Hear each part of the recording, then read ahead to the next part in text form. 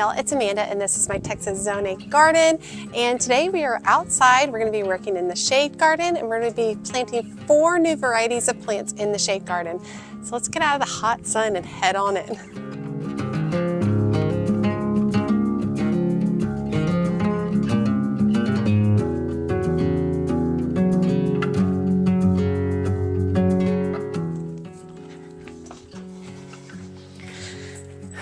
Okay, for those of y'all who are newer to my channel, this is my shade garden area.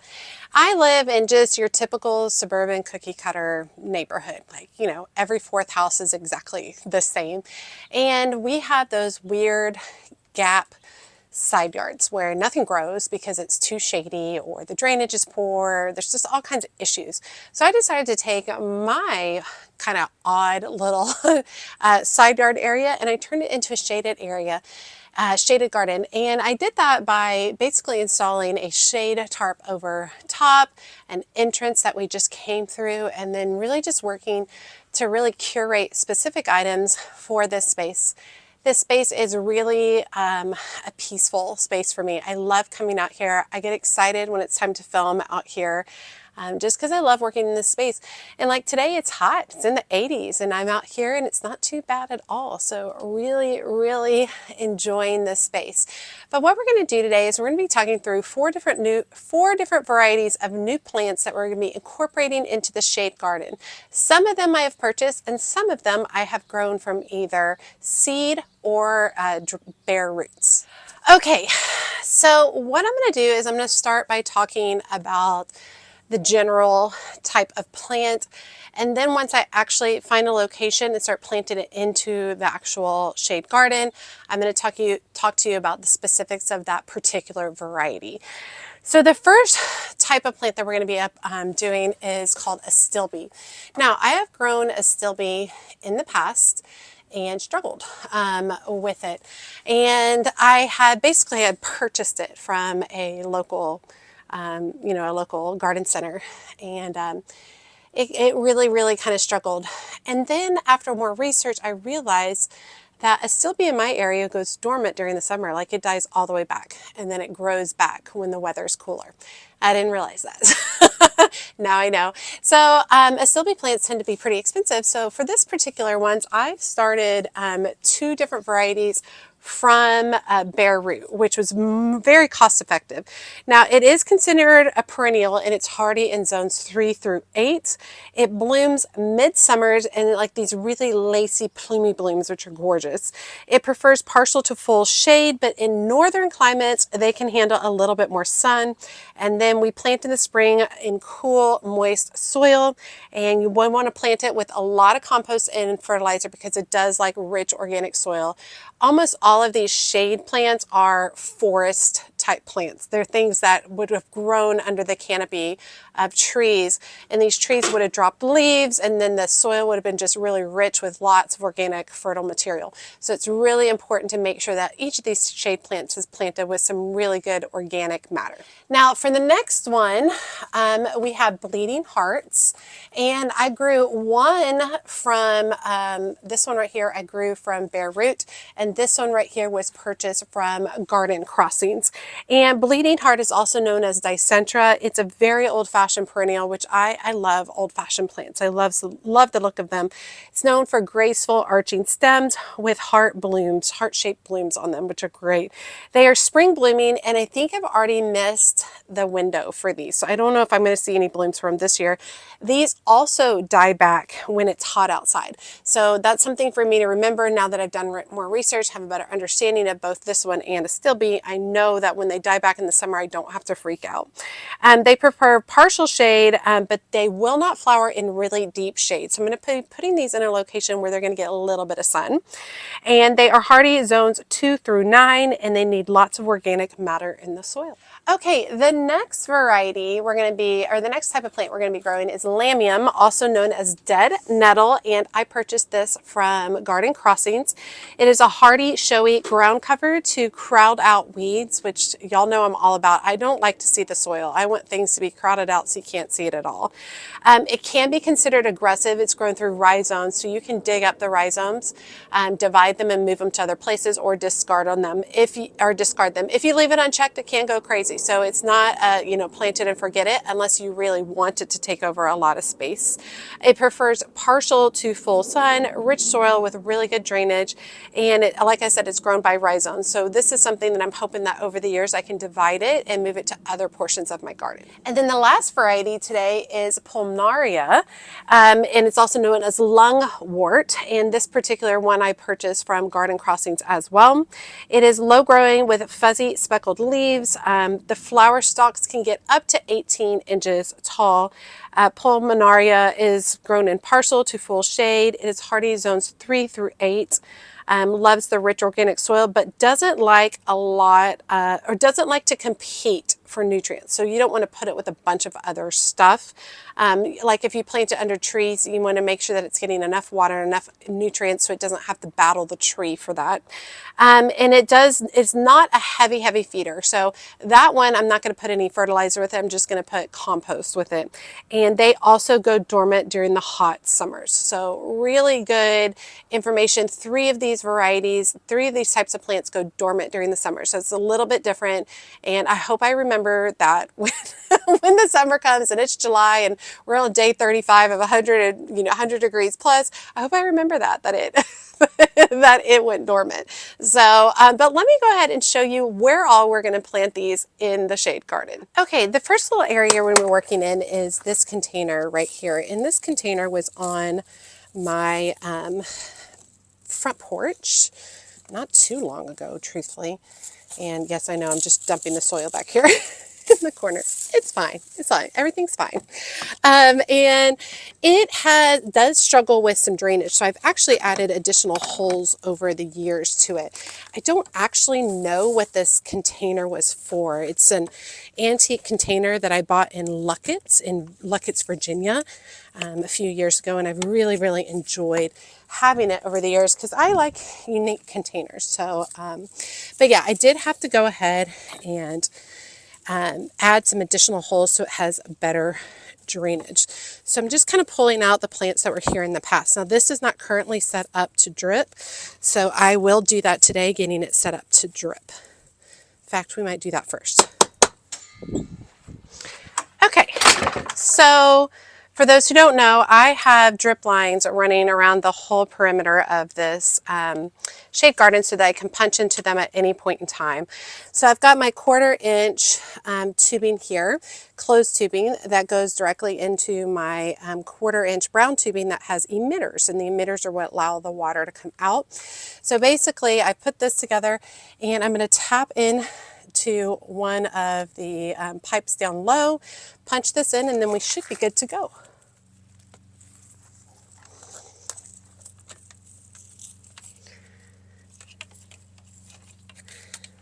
All right, so I'm just going to push this off to the side for now while I'm planting, and then I'll add that in a minute. Okay, I'm going to be putting 3 different plants in this particular container. And since they're perennial, it's kind of nice because I won't have to plant up this container again. So what I'm going to do is I'm going to start towards the back. I'm going to go ahead and dig a hole. Let me let y'all in a little closer. And I'm going to start with this particular variety of bleeding heart, which is called Valentine. And while I'm getting this planted, I'll give you all the specifics on this. Did want to point out we are adding compost and fertilizer in this hole when we're planting this dicentra. Okay, so this particular variety I got from Garden Crossings. It's about 30 inches tall and can be grown in part shade. However, it can go in full shade if you keep the soil nice and moist. It's excellent as a cut flower, and it's known to be deer and rabbit resistant and doesn't really deal with a lot of serious pest or disease issues, which is absolutely amazing. And it's hardy in zones 3 through 9. Okay, next thing we're going to do is I'm going to dig an additional hole, and I'm going to be adding in Astilbe, and this particular variety is called Sunny Boy. And Sunny Boy Astilbe is about 31 to 35 inches tall, and it has kind of a purple color. It's hardy down to zone 4 and does prefer shade in Hopefully no direct sunlight. You do need to keep it moist. And Astilbe is known for kind of lace fern-like foliage, which is absolutely beautiful. Okay, and then lastly, I'm going to be adding in this Lamium called Pink Chablis that I got from Garden Crossings. Now, this one doesn't require as much fertilizer, so I'm just going to put a handful of compost, but I'm not going to be adding the fertilizer. Now this is a proven winter's plant. It gets to about 8 to 12 inches tall by 14 inches to 2 feet spread, and it is perennial in zones 4 through 8. It does have a lot of fall interest and is heat tolerant. All right, and with this combination, we have the taller Bleeding Heart Cassandra that should come up 28 to 30 inches, should start to accent the statue back here. We've got the Astilbe that's a little bit shorter, and then we've got the Lamium that's a ground cover that should flow over the edge, and I really like its kind of silvery leaves and the contrast that it creates in this space. And we've got our drip, so I'm just gonna go ahead and slide this on in, and then I'm gonna use a staple to hold it in place. And we are good to go with that container. Okay, we did work in this Vigo container the other day. We added two clematis into here, which I'm super excited about.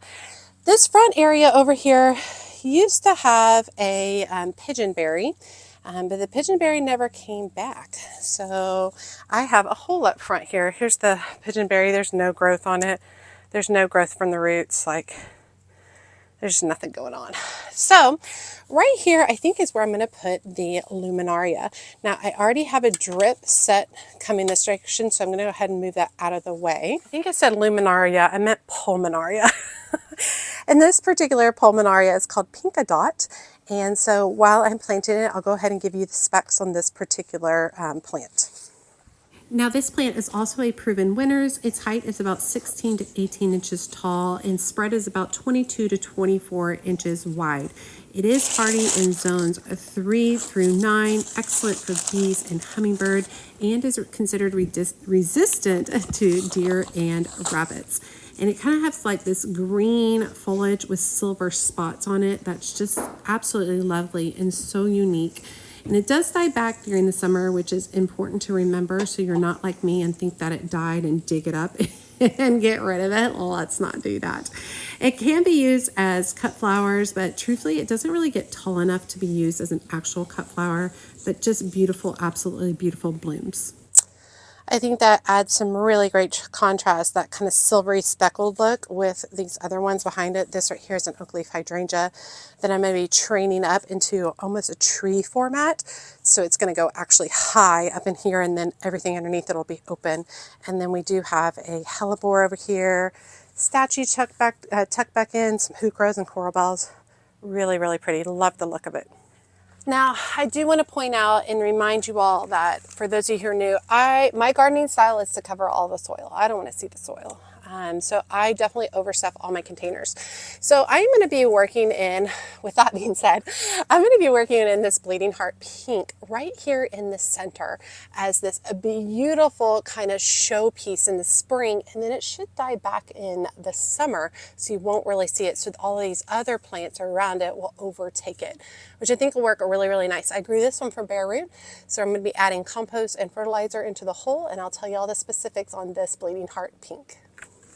Now this is one of the ones that I grew from bare root. It is hardy in zones 2 through, or its growing zones are 2 through 9. It prefers half sun, half shade, or full shade. It gets to about 24 to 36 inches tall by 24 to 30 inches wide and tends to bloom late spring into early summer. It has beautiful arching stems that have a heart-shaped flowers that bloom each spring and deeply cut blue-green foliage that is kind of fresh and healthy throughout the summer. Absolutely timeless and classic. Okay, I like that. I think that works really, really good. I think in addition, I'm going to put the last Astilbe right in front of it. This Astilbe is called Choco Kiss, and I grew it from bare root as well. And I am going to be adding compost and fertilizer into this hole as well. I also grew this Astilbe from bare root, and it's about 20 to 24 inches tall and hardy in zones 4 through 8. Can be grown as an annual everywhere else. Needs at least partial shade, if not deep shade. And it is known for kind of a dark purple brown color for the foliage. Okay. And we're looking good. So over here, we tucked in the Dicentra Valentine, and that'll grow up and interact with the statue behind it. We also planted Astilbe. I believe this one was Sunny Boy. It's about the medium height, so we'll have the tall, the medium, and then this will be our spiller. And this is the Lamium pink chablis that'll spill over the side. All perennials. So kind of excited to see how they do. And we'll just take a look at these begonias while we're here. This is called Petticoat. Gorgeous, right? These are all those tuberous begonias by Proven Winners. And I'm obsessed. I am going to try to save them. So I will be doing a video in late fall about digging all of these up. Oh, that guy just fell off, but oh my gosh. I think this one's Apple Blossom. Just stinking gorgeous. And these are some varieties that I grew from seed that are all coming up really, really well. Very, very exciting. Leopard plant doing beautifully. This is a Bear's Britches, acanthus. Look at that white in there, so gorgeous. And then right here we did the Pulmonaria, the Pinka Dot Pulmonaria right there. It does have drip set to the base of it. And look how great that kind of silvery speckled area is, mixed in with these greens behind it. Lots of color and texture in the shade garden. That is my goal. And then I actually tucked in a couple of begonias that I grew from seed. And then right here we've got the Astilbe. This one is Choco Kiss. And it's shaded a little bit by this Dicentra or Bleeding Heart Pink. Now this one is big. So this one should grow up to like right around there. But the leaves will stay down. It's really the bloom, the stems, that'll get really tall. But then it will go back down and go dormant during the summer. And that'll be about the time when the Astilbe starts blooming. She'll be very, very cool. Love it. Okay. Feeling really good. Like I said, I'm obsessed with my shade garden. I love it. I come out here and I just stand and I look. I sit and I work on like my garden journal plans, and it's so wonderful, especially for an area like this where it is flipping hot.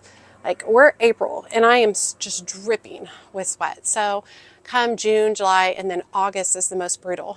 You know, this will be, kind of a respite, to come in here and just be able to enjoy a little bit of shade in my hot, hot, hot Zone 8 North Texas area. All right, you all, I hope you guys enjoyed today's video, seeing these 4 new types of plants that I added to the shade garden. I'm still adding lots of plants to the shade garden.